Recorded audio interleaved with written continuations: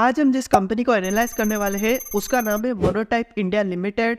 इसके current stock का price 98 पैसे है और पिछले 5 सालों में इस कंपनी ने 415.79% का रिटर्न दिया है। ये एक फाइनेंशियल सेक्टर की कंपनी है और एक स्मॉल कैप कंपनी है।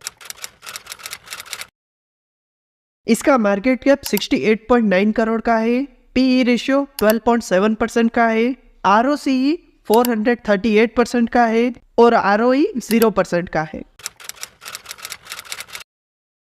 तो कंपनी अपने डेप्ट को लगातार कम कर रही है और कंपनी की प्रॉफिट ग्रोथ पिछले 5 सालों में 19.7% के CAGR से ग्रो हो रही है।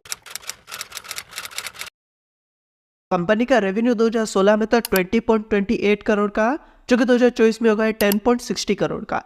अगर इस कंपनी के ओवरऑल रेवेन्यू को देखें तो 2018 को छोड़कर किसी भी साल इस कंपनी ने कोई खास रेवेन्यू जनरेट नहीं किया है और हर साल इस कंपनी का रेवेन्यू गिरते जा रहा है। कंपनी की नेट इनकम 2016 में थी 1.40 करोड़ की, जो कि 2024 में हो गई 9.26 करोड़ की।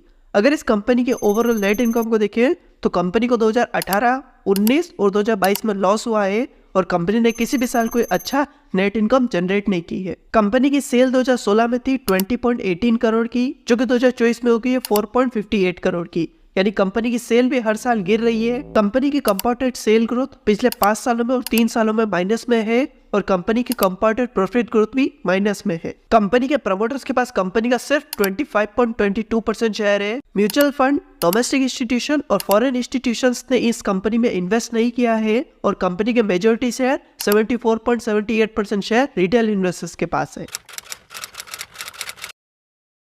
तो ये था कंपनी का बेसिक एनालिसिस। कंपनी का रेवेन्यू, नेट इनकम और सेल हर साल गिर रहे हैं, तो अब इस कंपनी में इन्वेस्ट करना है या नहीं ये आपको डिसाइड करना है। और अगर आप भी किसी कंपनी का एनालिसिस करवाना चाहते हैं तो कमेंट करके बताएं।